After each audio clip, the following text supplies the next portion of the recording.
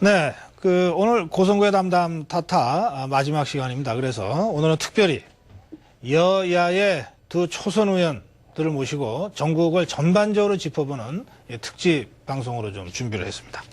새누리당의 이희재 의원, 민주통합당의 부좌현 의원 두 분 모셨습니다. 어서 오십시오. 네, 반갑습니다. 예, 네. 안녕하십니까. 다들 뭐 대선 치르시느라고 고생들 많이 하셨을 텐데 얼굴 뵈니까 이제 조금 쉬신 것 같네요. 예. 예, 우리 이희재 의원은 동해 삼척의 지역구시고요. 예, 강원도. 예. 그리고 부좌현 의원은 경기도 안산. 그렇습니다. 예. 네, 지역구세요. 두 분 국회에서 좀 가끔 만나십니까? 예, 몇 번 뵌 적이 있지만 뭐 이렇게 대화를 나눠보진 못했습니다. 그래요. 오늘 예. 본격적으로 한번 해보시죠. 뭐. 예, 예. 예. 우선 대선 끝나고서 이제 한 달이 좀 지났는데요. 이재 의원께서 먼저 이번 대선 치러보시니까 어떠셨는지, 끝나고 나서 지난 한 달 동안 어떠셨는지 조금 말문을 좀 열어주시죠. 뭐 대선 기간은 상당히 긴박하게 돌아갔죠. 네. 확실히 새누리당이 뭔가 변화에 대한 신뢰를 좀 준 것 같고요. 특히 박근혜 당선인님의 흔들리지 않는 고정 지지층들의 힘, 그리고 경제 민주화라든지 또 복지의 확대라든지 이런 것들이 또 중간 중도층의 지지를 이끌어냈던 것 같고, 그래서 저희 지역 같은 경우에는 뭐 65% 이상 많은 득표를 해서 지금 새 정부에 대한 기대가 상당히 큰 상황입니다. 4.11 총선 때 이제 초선 의원이 되셨는데 예. 총선 때가 어려웠습니까? 대선 때가 어려웠습니까? 솔직히 제 선거보다도 이번 대선이 예. 더 힘들었던 것 같습니다. 예. 그만큼 박빙이었어요? 저희 지역은 상당히 우세를 지키고 있었지만은 수도권이 어떻게 돌아가는지 뭐 이런 부분에 대해서 상당히 이제 걱정을 하면서 선거 개표까지도 사실 긴장된 상태에서 투표 당일날 새누리당 의원들이 정말 긴장한 모습을 많이 보이더라고요. 예, 사실 그랬습니다. 그래요. 부좌현 의원님. 예, 예. 경기도 안산 지역구신데 네. 상대적으로 거기는 좀 민주통합당 쪽 지지자층이 좀 두터운 곳이잖아요. 예, 상대적으로 그런 평가를 받고 있습니다. 그렇죠. 예. 총선은 좀 쉽게 치르셨습니까? 아닙니다. 전 쉽지 않게 치렀죠. 예, 본선은 어차피 주어진 이제 상황이었으니까 네. 최선을 다해서 했고요. 예. 사실은 경선 과정이, 공천 과정이 또 그래. 이게. 민주통합당은 사실 또 경기도 어렵지 않습니까? 안산 지역은 경선이고 본선이다. 뭐 그런 얘기도 있으니까. 예, 그렇습니다. 그래, 총선보다 대선이 더 어려웠습니까? 상대적으로 아무래도 재선거보다 여러 가지 활동의 양이라든가 또 심리적 부담감이 더 어려웠다 하기는 좀 솔직히 힘들 것 같고요. 예. 그러나 또 이번에 정권을 이제 다시 저 입장에서 찾아온다는 이런 사실은 좀 희망과 또 기대를 갖고 또 사실 열심히 또 되리라고 믿고 열심히 뛴 것은 사실입니다. 근데 이 결과는 대선 패배입니다. 예, 그렇습니다. 야권 지지자들이 굉장히 많은 분들이 실망감, 예. 패닉 상태, 멘붕 상태, 이렇게 좀 마음과 갈피를 못 잡고, 예. 한동안을 지냈다 그러던데 조금 이제 안돈이 되고 있습니까? 예, 초기 대선 직후에 말씀하신 대로 거의 멘붕 상태라는 저 자신도 그런 상태였고 예. 주변에서 많은 분들이 그런 이야기를 했습니다. 지금 또 해를 넘기고 시간이 좀 지나니까 조금씩 수습이 되고 또 회복하는 것 같고요. 또 마냥 또 그런 상태로 우리가 또 빠져 있을 수 없기 때문에 빨리 정신 차리고 또 이제 모색을 해야죠. 또 5년 후를 향해서. 예, 그렇습니다. 예. 참 이게 정치하는 분들이 말이죠. 예, 그런데요. 우선 현안부터 한 가지 좀 질문 드릴게요. 예. 원래 어제 임시국회 열릴 거라고 이게 여야가 대체적인 합의를 했었잖아요. 예, 그렇습니다. 예. 그런데 결국 못 열었어요. 예. 그 지금 해야 될 일이 굉장히 많지 않습니까? 정부 조직 개편안 국회에서 처리 안 해주면 안 되는 거고 총리 후보자 청문을 비롯해서 국무위원들 청문회도 쭉 기다리고 있고 그밖에 민생 입법이 대선 때문에 처리 못한 것들이 막 쌓여 있는데 어떻게 하실 거예요? 민주통합당 어떤 입장입니까? 예, 글쎄요. 빨리 지금 말씀하신 대로 지금 해야 될 일들이 많이 앞에 쌓여 있는데 지금 개원을 못 하고 있습니다. 원래 24일 날 말씀하신 대로 개원하려고 되게 여야 원내 부대표끼리 어느 정도 의사 합치를 본 모양인데 지금 사실은 요 쌍용 자동차 문제건 때문에 지금 교착 상태에 빠져가지고 계획대로 지금 개헌을 못하고 있는 실정입니다. 지금 새누리당이 국정조사를 못하겠다는 건데 그러면 민주통합당은 계속 국회 안 들어갑니까? 아닙니다. 지금 그 수석 대표 간에 계속 대화도 하고 협상 진행 중입니까? 협상을 지금 하여튼 채널을 열어놓고 있는데 최근까지 아직 구체로 진척이 좀 안 되고 있는 그런 상황이긴 한데요. 빨리 그 타결이 돼서 빨리 국회를 열었으면 좋겠습니다. 그 국회가 대화와 타협의 장으로 돼야 된다는 데 대해서는 뭐 이견이 없으실 텐데 그러려면 뭐 좀 여당이 어차피 좀 양보하고 그러면서 가야 되는 거 아니에요? 예, 저도 그렇게 되기를 바라고 있습니다만. 원내 지도부에서 좀 또 그런 판단을 하는 데는 그만한 또 배경과 이유가 있다고 봐야겠죠. 그 쌍용 자동차 국조는 도저히 받아들이기 어렵습니까?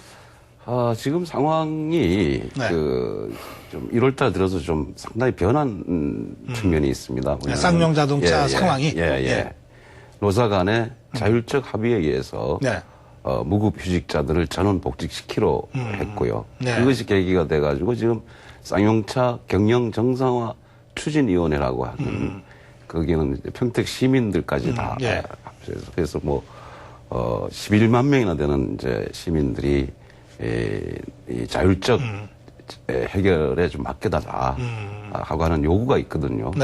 그래서 또 주민들 요구는 또 우리 정치권이 존중해야 하는 게 마땅하다고 생각합니다. 그래서 일단 주민들의 그런 요구대로 당분간은 그런 자구적 노력의 과정을 좀 지켜보고 그리고 나서 국정조사 여부는 판단하자 하는 게 저희 당의 입장입니다. 혹시 뭐 추가하실 말씀 있으세요? 지금 우리 평택이 안산 바로 옆이에요. 이 의원님 말씀대로 조금 이제 올해 들어와서 약간의 사정 변경은 있었습니다만 저희들이 국정조사를 요구하는 근본적 문제는 남아 있습니다. 지금 아시다시피 쌍용 자동차 사태 이후로 이른바 그 관련된 노동자 24명이 스스로 목숨을 끊는 이런 일정 사태가 있었고 또 지난 대선 과정에서 우리 새누리당 황우여 대표를 비롯해서 우리 김무성 그때 선거대책 총괄본부장님 그리고 환노 위원들이 그 국조를 하겠다고 약속을 한 상황입니다. 근데 물론 저희도 국정조사가 지금 현재 정상화되는 방향에 방해가 되고 그것이 잘못된 방향으로 가는 것을 추호도 원치가 않습니다. 또 실제 국정조사를 하더라도 그런 방향으로 이제 여러 가지 프로세스를 잘 배치하면 그 문제와 이 문제가 직접 연관된다고 지금 하기도 어렵고요. 또 우리 대상을 과거에 이제 상하이 자동차 원인을 제공한 상하이 자동차라든가 또 이 관리를 잘못하고 있는 정부 부처의 여러 가지 당시에 여러 가지 그 정책 그 처리라든가 이런 중심으로 그 문제점을 우리가 파헤치려고 생각하고 있기 때문에 사측을 압박하기 위해서 하자는 게 아니다. 그러니까 이것이 경영정상화에 방해가 되기 때문에 해서는 안 된다 이런 입장으로 지금 주장하시는 것은 저희들로서는 좀 현재로서 이 사태의 중요성에 비추어서 알겠습니다. 또 우리 한나라당 새누리당이 지난번 약속한 이 문제가 또 안 지켜지면 이런 문제도 있습니다. 지금 아까 그 목숨이 그렇게 희생이 됐는데요. 사실은 이 두 양당의 국정조사 약속 때문에 또 상당히 기대를 하고 지켜본 이런 분들이 있는데 이것이 빨리 또 실현이 안 될 경우에 올 수 있는 이런 뒷 문제 이것까지 생각을 하면 빨리 이 문제가 잘 해결됐으면 좋겠습니다.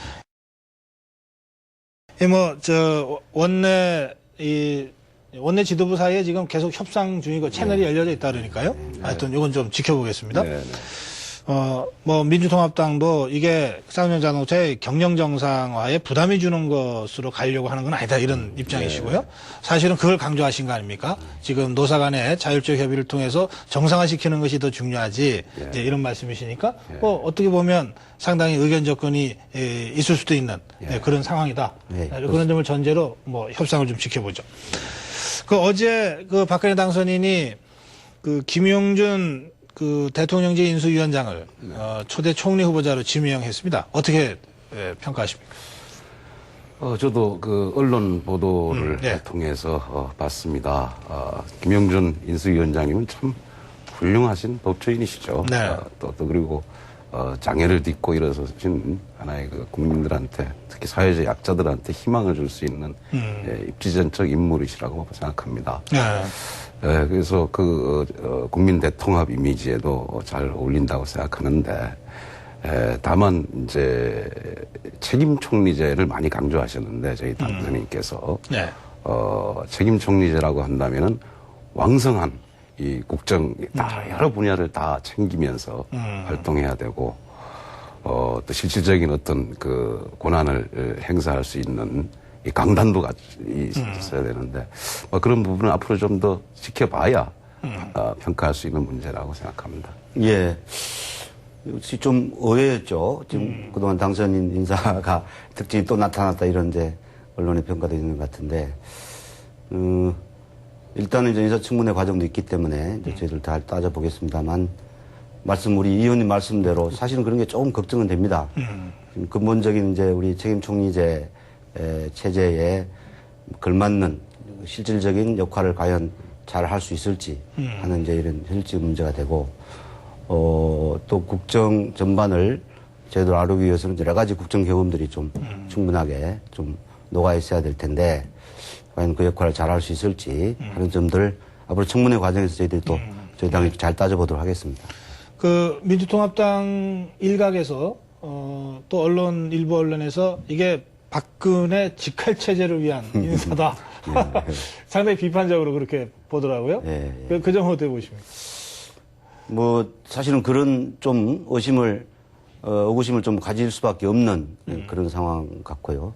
또 방금 여기 대기하면서 보니까 뉴스 속보에 떴던데 또 대통령실을 또 개편해서 비서실과 국가안보실과 경호실을 삼실로 삼실로 독립시킨다고 하는데 이제 그런 포습까지 이렇게 또 연관시켜 보면 방금 우리 진행자께서 말씀하시는 그런 문제들에 대해서 좀 더 의구심이 드는 측면도 있습니다. 네, 그 점은 어떻게 설명하시겠습니까? 예, 이 정부 조직이라고 하는 거는 기본적으로, 대통령의, 그러니까 새 정부의 어떤 국정 철학을, 반영하는 것이기 때문에, 일단은, 그 취지를, 이제 국회에서, 당에서 뒷받침하는 자세를 일단은 견지하는 것이 필요하다고 생각합니다. 그래서, 당장 본수 평가하기보다는 좀 더 운영 과정을 지켜보면서 평가할 수 있는 문제라고 생각합니다. 예. 원래는 이제 꼭 그랬던 건 아니지만 인수위원들은 2달 후에 집으로 돌아갈 것이다 막 이래가지고 다들 인수위원들은 그런 줄 알았는데 이제 김영준 인수위원장이 총리 후보로 지명이 되니까 이것도 아닌 모양이다. 그리고 그래서 친박계 인사들이 사실은 박근혜 당선인의 당선에 가장 공을 많이 세운 분들인데 이 사람들이 이제 되게 좀 물러날 거다. 백의종군을 하든지 이선에서 좀 지켜보들 거다고 했는데 안 그럴 수도 있다. 예, 그리고 무슨 친박계가 무슨 죄졌냐. 이런 등등 얘기가 있습니다. 그래서 이 사람에 따라서 좀 다르겠습니다만은 친박이냐 아니냐가 아니라 당선인이 일을 하는데 꼭 필요한 사람이라면 친박계 인사들이라도 해야 되는 것 아니냐. 되게 이 여권 내 분위기는 이렇게 흘러가는 것 같은데 제가 파악하고 있는 게 맞습니까? 네, 정확하신 말씀입니다. 저는 이제 당선되는 순간 친박이니 하는 이 개파는 사라지는 거라고 생각합니다. 당선과 동시에. 친박이냐 아니냐를 떠나서 지역과 세대, 계층 모든 편견으로부터 중립적으로 업무를 보는 것이 맞다고 생각하고 그런 면에서 친박이라 그래서 또 오히려 역차별 받는 일이 오히려 부당한 거죠. 그래서 어디까지나 임명권자의 판단과 소신에 따라서 할 수가 있다. 저도 국정을 운영하는 총책임자가 자기랑 가장 잘 일할 수 있는 사람, 또 그런 역량이 있는 사람을 뭐 배치하고 또 그 배치의 시스템을 어떻게 짜고 하는 것은 기본적으로 본인의 책임하에 해야 되고 그걸 기본적으로 존중을 해줘야 된다고 생각을 합니다. 네. 그래서 일단은 이제 짜여진 인선이나 뭐 시스템을 저 야당 입장에서도 기본적으로 존중을 하되 그러나 객관적으로 이것이 장래에 과연 그런 역할들을 잘 수행할 수 있을지 또 잘 수행할 수 있는 시스템이 될지 이런 점에 대해서는 저희가 또 면밀하게 봐서 국력에 낭비가 없도록 또 저희가 또 야당으로서 역할을 또 제대로 해야 될 것 같습니다. 알겠습니다. 지금 현안 중에 하나가요. 이동후 헌재수장 후보자 인준 문제입니다. 네. 지금 청문보고서 채택이 무산된 상태에서 이제 이 주말을 맞게 됐는데 이동호 후보자 뭐 참 고민이 많다고 하는 얘기도 들리고 말이죠. 그런가 하면 나 억울하다 이러면서 헌재에다가 뭐 이렇게 구명과 해명성 전화를 한다는 얘기도 들리고 뭐 좀 갈피를 잡을 수가 없습니다만 어떻게 보십니까? 저희도 청문회도 보고 또 우리 청문위원들 이야기도 들었습니다만 뭐 저희 당으로서는 전원 위원들이 부적격자다 이런 결론을 이미 내렸습니다. 헌법재판소장이라는 지위와 역할이 얼마나 중요합니까? 우리나라 헌법소를 전국적으로 그걸 책임지고 최종적으로 책임을 져야 될 이런 분인데 뭐 공직자 일반으로서도 충분하게 검증을 해야 되겠습니다만 이 헌법재판소장은 더더욱 엄격한 어떤 자질과 여러 가지 도덕성 검증이 이루어져야 되는데 뭐 국민들도 보셨습니다만 지금 사실 공직자로서 해서는 안 될 그런 처신을 한 게 또 분명히 드러나지 않았습니까? 네. 또 그에 대응하는 태도가 국민들을 굉장히 실망을 시키고 해서 그야말로 최고 헌법 수호자로서의 역할을 제대로 할 수 있는지에 대해서 충분히 좀 부적격 국민적 공감을 형성했다고 생각합니다. 예, 그 문제에 관해서 이런 얘기가 있습니다. 저희 그제 의원총회에서 의총 얘기인데 열었죠. 예. 결정적 하자가 없다는 것이 이 후보자로서의 적격함을 의미하는 건 아니다라고 하는 거죠. 이게 왜냐하면은 헌법재판소장이라는 자리는 그야말로 대한민국 헌법을 수호하는 국민의 기본권을 수호하는 마지막 보루의 막중한 자리라는 거죠. 그렇다면은 결격 사유 유무를만이 아니라 더 적극적으로 그러한 직을 수행할 만한 충분한 도덕성, 자질, 능력을 갖췄느냐까지를 봐야 된다. 그런데 그렇게 보기에는 뭔가 좀 미흡한 게 아니냐 하는 생각을 가진 의원님들도 계십니다. 그래요. 예.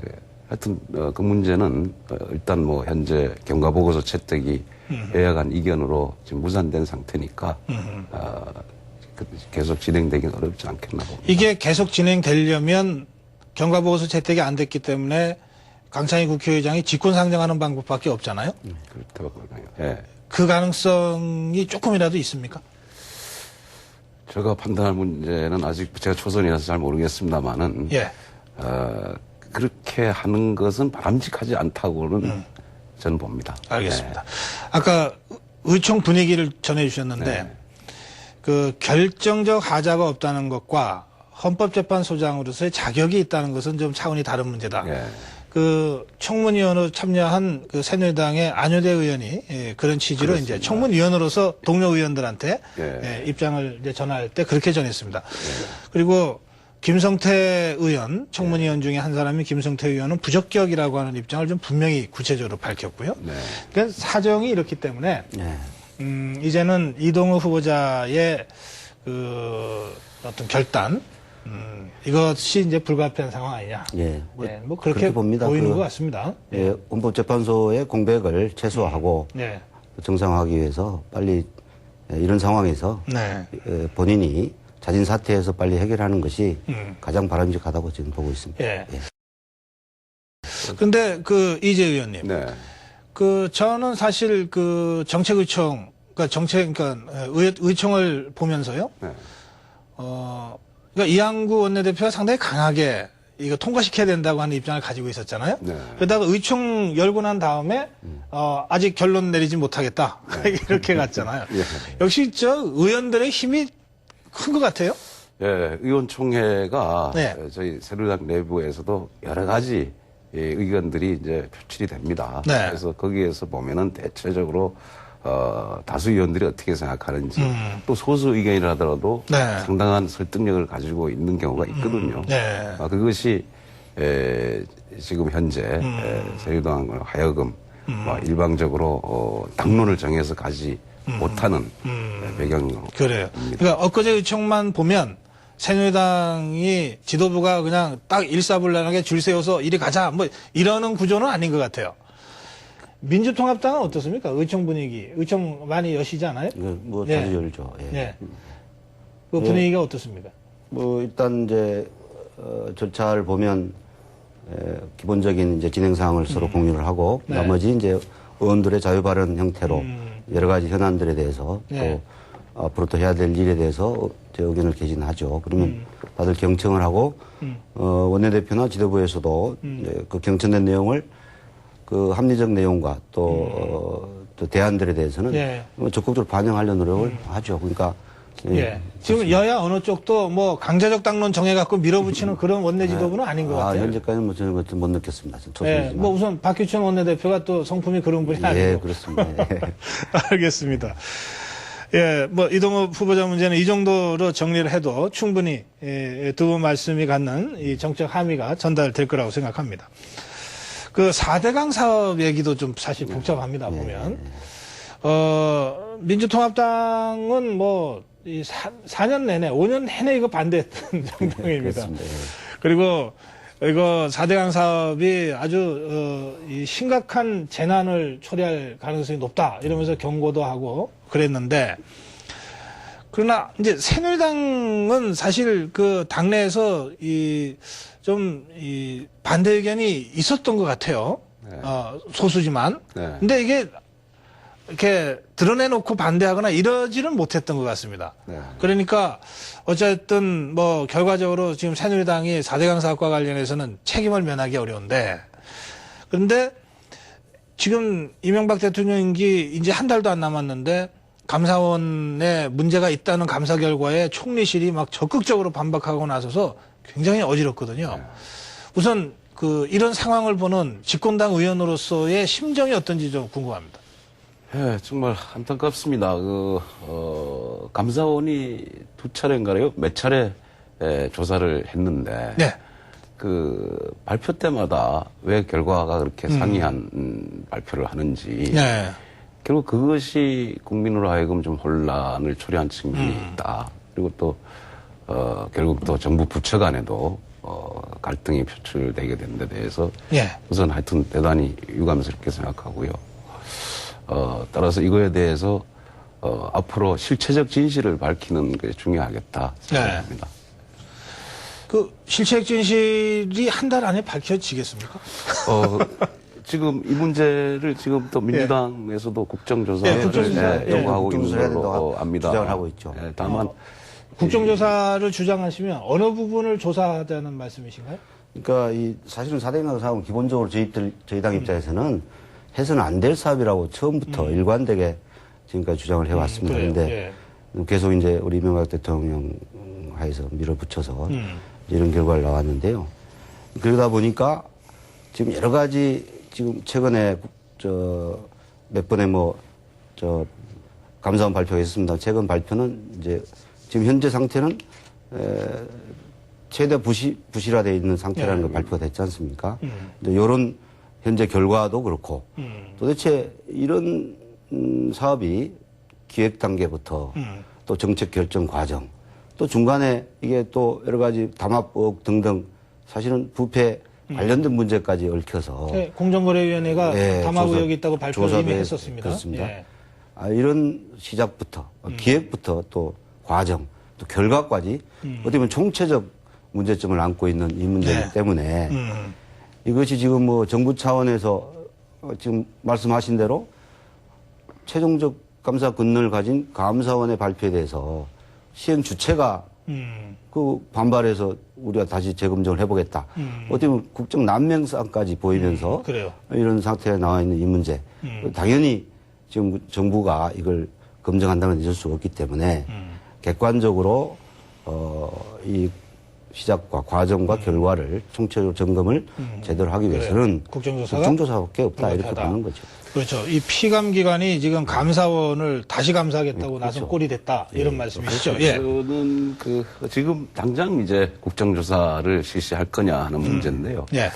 제가 이제 국토해양위원입니다. 그래서 지난해 상임위에서 이미경 의원님도 주장하셨고 민주당 의원님들께서 국토해양위 차원에서 특별위원회를 구성해서 이 문제를 한번 조사해보자는 의견이 계셨거든요. 네. 저도 내심 동의를 했습니다만은 채택되지는 못했습니다만. 그래서 지금 이 문제는 바로 국정조사를 가기보다는 국회가 해당 상임위를 갖고 있으니까 국회의 기능을 제대로 좀 발휘하게 한다는 의미에서 차제에 국토해양위에서 특별위원회를 구성하든지 해서 전문가도 참여시키고 필요하다면은 관계부처까지 참여시켜서 정말 객관적으로 실체적 진실을 가릴 수 있도록 하는 게 먼저 좀 선행된 하는 게 좋겠습니다. 알겠습니다. 그러니까 국토해양위 단위의 무슨 특위를 통한 조사라든지 또는 국토해양위가 그냥 청문을 해도 되잖아요. 네. 관계자들 불러서 청문을 한다든지. 특위가 구성되면 당연히 그런 건 뭐. 그렇죠. 그러니까 감사원도 부르고 다 불러서. 그렇게 해서 뭐가 좀 잘 안 되면 그 다음에 국조로 가도 늦지 않다. 과정을 좀 밟자 이런 말씀이시네요. 예.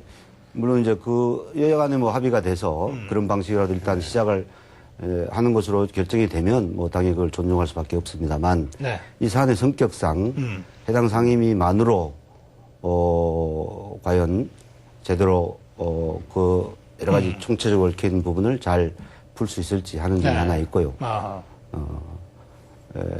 또 여러 가지 자료라든가 이런 것 등등을 좀 충분히 확보하기 위해서는 실효성 있는 결론을 얻기 위해서는 국조를 해야 된다. 이렇게 현재는 저희 당이 그렇게 알겠습니다. 실체적 진실을 밝혀야 된다는 데 대해서는 두 분이 크게 이견이 없으신 것 같고 그 과정에 대해서 약간 입장 차이는 좀 있는 것 같습니다. 마지막으로 이것도 좀 짚어봐야 될 것 같습니다. 이명박 대통령이 사면한다는 얘기가 아직도 계속 나오고 있습니다. 오늘 이상득 전 의원, 대통령 형님이 어제 2년 실형을 선고받고 오늘 항소를 했습니다. 그러니까 재판이 이제 미결 상태가 되기 때문에 대통령이 사면을 하려고 해도 이제 못하는 거죠, 법률적으로. 그래서 조금, 무슨 봐주기 사면 이 논란은 조금 줄어들 수 있을지 모르겠습니다만 그래도 임기를 마치는 대통령이 특별 사면하는 것이 맞느냐 이런 논란은 여전히 있을 수 있잖아요. 어떻게 보세요? 사실은 이제 정권 교체기에 임박해서 그런 정치적 어떤 논란이랄까요? 국민적 논란이 계속 있어 왔는데요. 이게 기본적으로 원칙적으로 국민적 법 감정과 일반 국민들 입장에서 봤을 때 그야말로 이제 사면이라는 게 대통령 고유 권한이기 때문에 그 행사하는 여러 가지 이제 경우의 수가 있을 수 있겠습니다만 특별히 정말 대통령과 가까운 사람이라든가 어떻게 보면 비상식적인 수준의 사면이 이루어진다면 여러 가지 국민적 감정 정서상으로도 그렇고 또 법 집행의 엄격함이라는 원칙에 비춰서도 그렇고 적절치 않다 이런 것이 원칙적 입장에서 제기하는 거지 않겠습니까? 그러니까 그런 원칙을 잘 지켜지는 선에서 본다면 지금 방금 거론되는 또 최근에 여러 가지 의혹을 불러일으킨 그런 분들에 대한 사면의 의혹을 빨리 불식시키고 이루어지는 건 적절치 않다 이렇게 생각하는 거죠. 그러니까 사면 안 하면 이 모든 의혹이 불식되는 것 아니냐 이런 말씀이신데 어떻게 보십니까? 부위원께서 말씀하신 대로 사면권은 그야말로 대통령의 고유 권한입니다. 그래서 할 것이냐 말 것이냐 그리고 대상을 누구로 할 것이냐 하는 것도 누구의 동의를 구할 필요도 없이 대통령이 즉각 결정할 수 있는 문제입니다. 그러나 국민들의 법 감정이나 국민적 어떤 동의에 부합하는지에 대한 거는 신중하게 판단해야 되는 문제입니다. 권한이라고 해서 함부로 쓰는 건 남용이 되죠. 아직 이 대통령께서 사면을 하실 것인지 여부도 확정된 바가 없는 상태에서 다만 그런 것이 고려돼야 되지 않겠나. 고유 권한인 만큼 행사 자체를 뭐라고 알고 하는 건 적절치 않은 걸로. 그러나 예. 할 경우에는 국민법감정과 예. 여론을 충분히 들어서 예. 하는 것이 맞다. 예. 네, 알겠습니다. 예. 이 시간이 다 돼서 이제 마무리 인사 말씀을 좀 드려야 되겠는데, 이 여야의 초선 의원으로 두 분을 모시고, 이게 굉장히 예민한 문제를 제가 글쎄요. 계속 질문을 드렸는데, 예, 제가 피하지 않고 다 답변을 하시네요. 제대로 답변이 됐으면 좋겠습니다. 예, 이 새 정부 출범을 앞두고 있어서 박근혜 당선인한테 뭐 야당 의원으로서 주문하고 싶은 것이 있으실 거고, 또 여당 의원으로서 주문하고 싶은 것들이 또 오죽 많겠습니까?